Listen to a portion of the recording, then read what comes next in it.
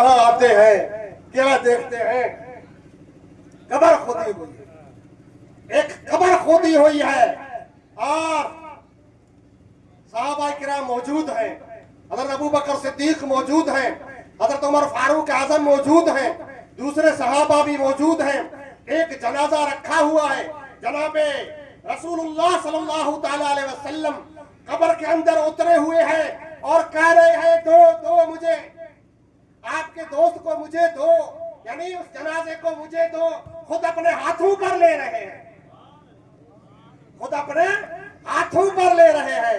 हजरत मौलाना शमून फरमा रहे थे कि एक लाश को हजरत मूसा अला नबीना अलैहिस्सलातु वस्सलाम दफना रहे थे, हजरत मूसा उस खुशनसीब को दफना रहे थे। और यहाँ एक खुशनसीब है इस उम्मत का जिसको नबी नहीं, नबियों का सरदार अपने हाथों में ले रहा है, नबियों का सरदार अपने हाथ में ले रहा है, महबूब अपने हाथों में उसकी लाश लेते हैं। मैंने अर्ज किया या रसूल अल्लाह ये खुशनसीब कौन है?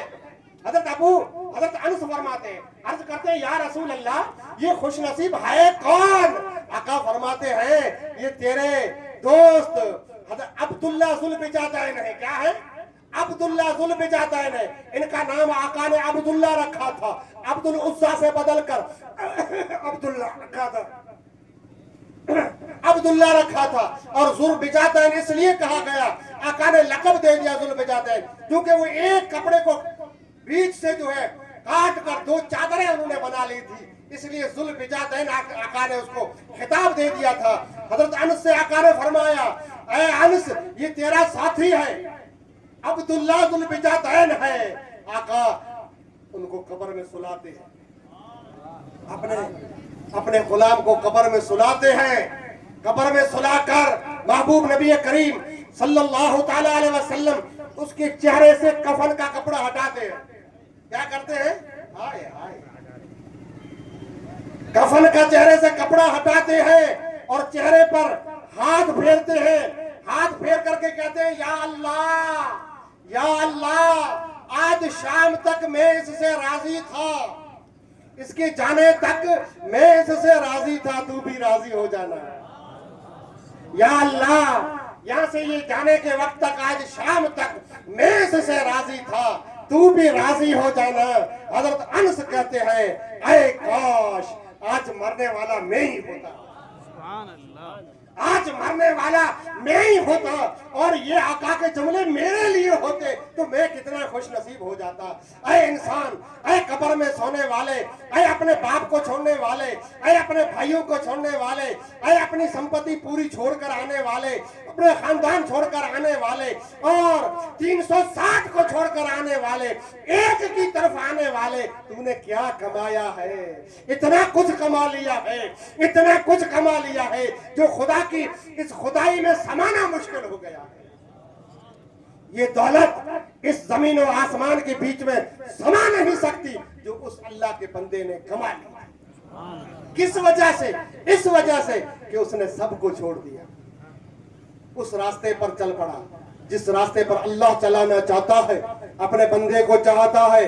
तो मैं ये अर्ज करना चाहता हूँ, मैंने शुरू में कहा था कि एक हंगामा माशर हो तो उसको भूलूं, हजारों बातों का रह के ख्याल आता है। आज का दौर इतना पुरफतन दौर है। मेरे उस्ताद कहते थे कि आज के दौर में, मेरे उस्ताद सूफियत जो है बासफा मुफ्ती थर हुजूर मुफ्ती वली मोहम्मद रहमतुल्लाह ताला अलैह जो अल्लाह को प्यारे हो गए हैं, वो फरमाते थे कि अज जे दौर में ईमान बचाण हथ में टांडा चलन। कहते थे अज जे दौर में ईमान बचाण हथ में टांडा चलन।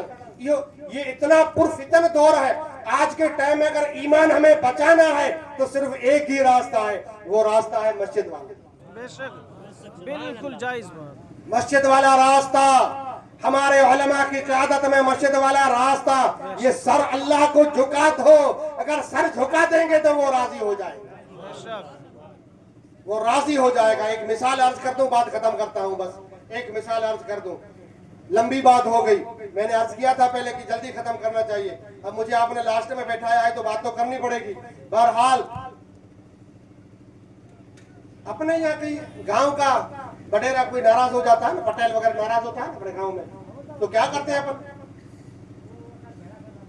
अपना वो नाराज हो जाता है तो कमीज उतार कर उसके सामने रखते हैं, क्या रखते हैं, कमीज, जुब्बा, हाँ, हाँ।